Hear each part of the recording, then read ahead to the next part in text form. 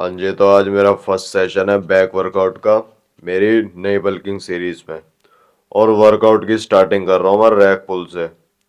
और यहाँ ना वेट एकदम लाइट है। वेट कितना लाइट है कि जिस वेट पे पहले 12 से 15 रैप आते थे ना, उससे भी लाइट वेट है। लेकिन यहाँ पर फॉर्मेशन और टेम्पो का पूरा ध्यान रखा हुआ मैंने। लाइट वेट है तो इसका मतलब ये नहीं कि रेलगाड़ी चलानी है। रेलगाड़ी बिल्कुल नहीं चलाई है, एकदम स्लो टेम्पो, प्रॉपर फॉर्मेशन और 10 से 15 रैप, 10 से 15 की रैप रेंज है। और जिस मसल ग्रुप के लिए एक्सरसाइज है, पूरा माइंड एंड मसल कनेक्शन उसी के साथ। अब rack pulls erector spine muscle के लिए सबसे बेस्ट एक्सरसाइज है। अब आजकल सिटिंग कल्चर इतना ऑफिस में, स्कूल और कॉलेज में भी सबकी सिटिंग जॉब है और सिटिंग वर्क है मैक्सिमम। तो बैक बोन प्रोन हो जाती है इंजरीज के, और स्पाइनल इंजरीज के प्रोन हो जाती है बॉडी सबकी।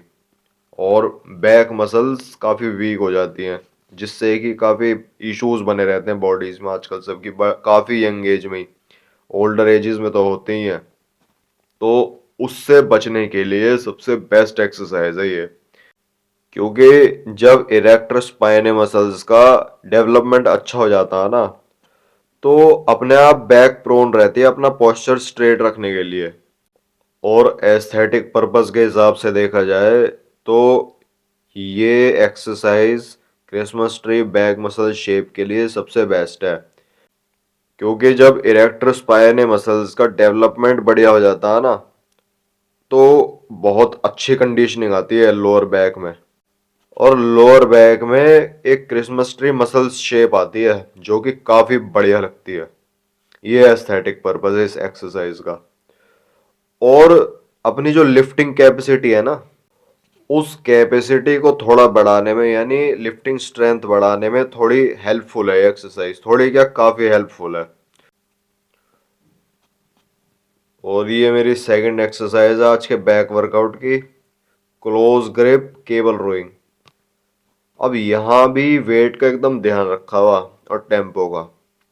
मैंने बता ही रखा कि वेट इतना लाइट है आज कि जिस वेट पे 15 से 20 रैप आते थे पहले, उससे भी लाइट वेट है। लेकिन टेम्पो काफ़ी स्लो है। अब इतना लाइट वेट क्यों? तो इतना लाइट वेट क्यों? अब मैं नहीं चाहता कि मेरी बॉडी जल्दी थके या फिर मेरा पोस्चर बिगड़े।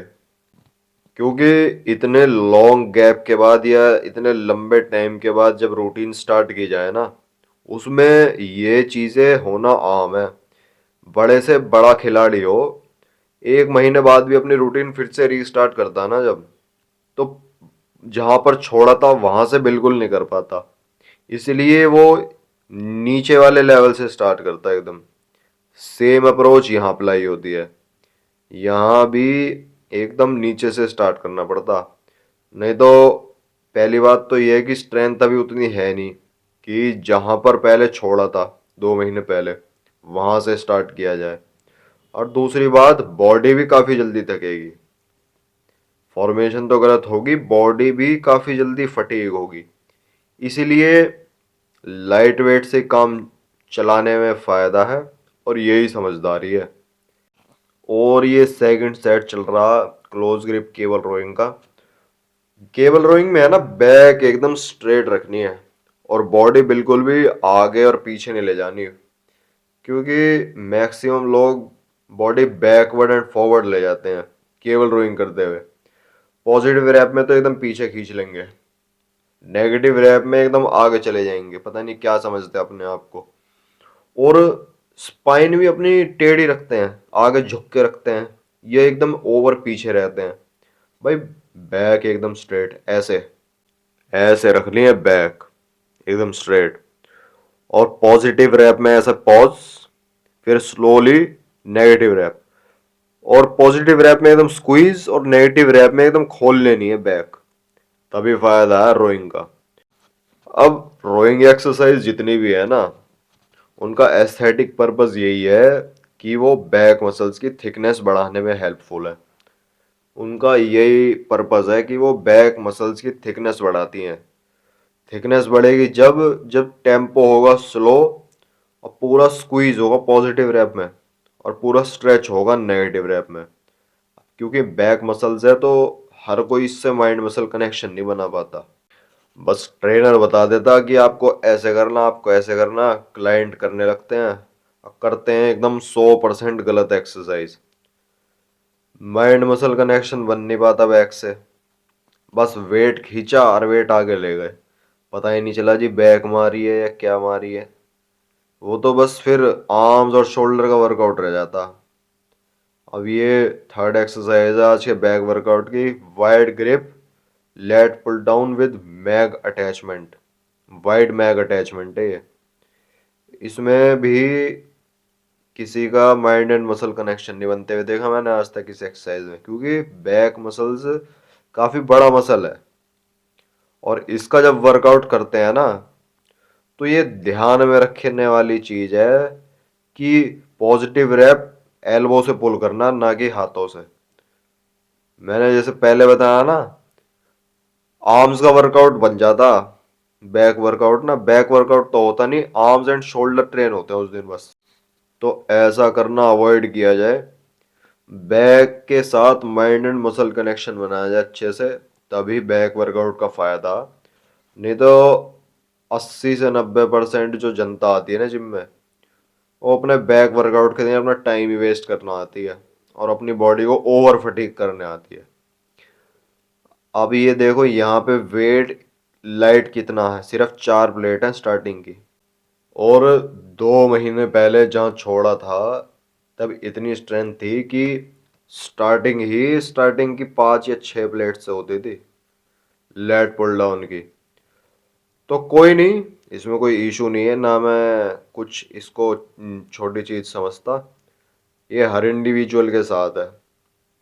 लंबे गैप बाद वर्कआउट करें, ये कुछ भी करें लाइफ में, पढ़ाई करें, बिजनेस करें, जॉब करें, तो ऐसा होता ही है। गाड़ी जब चलती है तो पहले गियर में आराम आराम से ही उठानी पड़ती है ऊपर। ये नहीं कि बस पहले गियर में पंजा दबा और गाड़ी हवा में। गाड़ी का भी नुकसान है, गाड़ी की हेल्थ का भी नुकसान है। तो लिफ्टिंग कैपेसिटी तो अपने आप ही बढ़ती रहेगी और बढ़ जाएगी। अप्रोच लिफ्टिंग कैपेसिटी इंक्रीज करना नहीं होना चाहिए या वेट मारना। अप्रोच होनी चाहिए अपनी फॉर्मेशन ठीक करना और टेम्पो स्लो रखना, plus mind and muscle connection बनाना उस बॉडी पार्ट के साथ जिसको ट्रेन कर रहे हैं। सबसे मेन पॉइंट तो ये है। जिस दिन बैक कर रहे हैं उस दिन बैक के साथ बने, जिस दिन शोल्डर कर रहे हैं उस दिन शोल्डर के साथ बने, और जिस दिन आर्म्स कर रहे हैं उस दिन आर्म्स के साथ बने। ये अप्रोच होनी चाहिए। लिफ्टिंग कैपेसिटी भी अपने आप इंक्रीज होती रहेगी, साइज भी अपने आप गेन होता रहेगा। अब मेरी फोर्थ एक्सरसाइज आज के बैक वर्कआउट की, wide grip cable rowing with mag grip attachment. Wide mag grip attachment. इसका बेनिफिट क्या, इसका बेनिफिट ये है कि लेट्स को है ना आउटर साइड से आइसोलेट कर रही है। यानी जैसे वाइड ग्रिप है अभी है तो पॉजिटिव रैप में है ना, कहाँ फील होगा कॉन्ट्रैक्शन, जो लेट्स की आउटर साइड है ना एकदम बाहर की साइड, वहां पर। तो उसकी थिकनेस के लिए ये एक्सरसाइज काफी बेनिफिशियल है। यहाँ भी सेम वेट अप्लाई कर रखा मैंने, स्टार्टिंग की 4 प्लेट और तीनों सेट में हर एक्सरसाइज के वेट तो किसी भी एक्सरसाइज में बढ़ाया ही नहीं। क्यों नहीं बढ़ाया मैंने बता ही दिया क्या अप्रोच है मेरी, और जो अप्रोच रहनी चाहिए आफ्टर ए लॉन्ग गैप। तो इसमें भी है ना ध्यान ये रखना कि बॉडी ज्यादा आगे पीछे नहीं ले जानी, एकदम एक जगह स्टिल रहकर पॉजिटिव रैप में स्क्वीज और नेगेटिव रैप में स्ट्रेच। ऐसे यहां से अच्छे से पता चलेगा। ये ग्रैब किया बार को, ये पॉजिटिव रैप और ये नेगेटिव रैप। स्लो रिलीज करने में फायदा नेगेटिव रैप में, क्योंकि तभी लेट्स में स्ट्रेच फील होगा। और ये जो स्ट्रेच फील होगा ना, ये स्ट्रेच ही कारण है लेट्स को बड़ा करने में, स्क्वीज का तो अपना अलग बेनिफिट है, स्ट्रेच का अपना अलग बेनिफिट है। एक रैप के अंदर जो स्क्वीज एंड स्ट्रेच करते हैं हम, दोनों के अपने अपने बेनिफिट हैं। अब रोइंग में है ना, या पुल डाउन्स में, ये क्वेश्चन बहुत रेज होता है और काफी कॉमन क्वेश्चन है कि ग्रिप का भी फर्क पड़ता है क्या। अब यहाँ वाइड ग्रिप केबल रोइंग लगाई जा रही है मैक ग्रिप के साथ, वाइड मैक ग्रिप के साथ। यहाँ स्ट्रेट बार भी होता ना, तो कोई इतना बहुत ज्यादा जमीन आसमान का फर्क नहीं होता, 19-20 का भी फर्क नहीं होता, मतलब एकदम नेग्लिजिबल डिफरेंस आता। मैं स्ट्रेट बार से भी करता हूँ वाइड ग्रिप केबल रोइंग, और ये मैक ग्रिप से भी कर लेता हूँ। दोनों में सिर्फ ग्रिप का फर्क है और किसी चीज का नहीं। तो देखिए, चाहे वाइड ग्रिप लगाएं, वाइड ग्रिप में अलग अलग अटैचमेंट यूज करो, चाहे क्लोज ग्रिप में अलग अलग अटैचमेंट यूज करो, कोई इतना बहुत ज्यादा फर्क नहीं आता।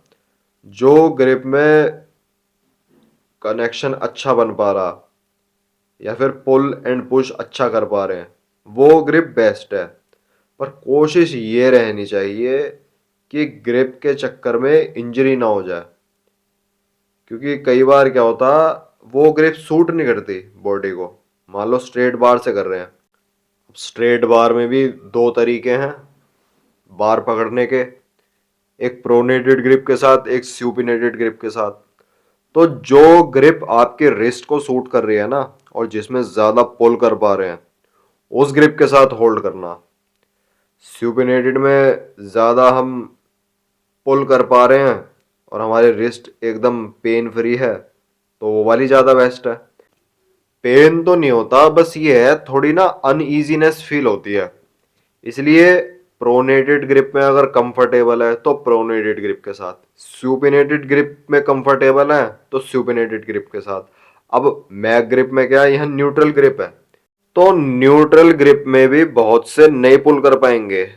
कोई मैक ग्रिप अगर यूज करे ना, ये लास्ट एक्सरसाइज है मेरे बैक वर्कआउट की, मैक ग्रिप्स का भी यूज करे ना, हो सके वो भी अनकंफर्टेबल रहे, उसमें भी अनईजीनेस फील हो, तो ये बॉडी टू बॉडी डिपेंड करता।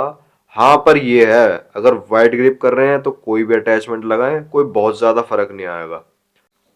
और यहाँ chest supported T bar rowing machine पे टी बार रोइंग चल रही है, यहाँ क्लोज ग्रिप है और वेट एकदम लाइट है, सिर्फ एक 10 kg की प्लेट लगा रखी है मैंने, और एकदम slow positive and slow negative.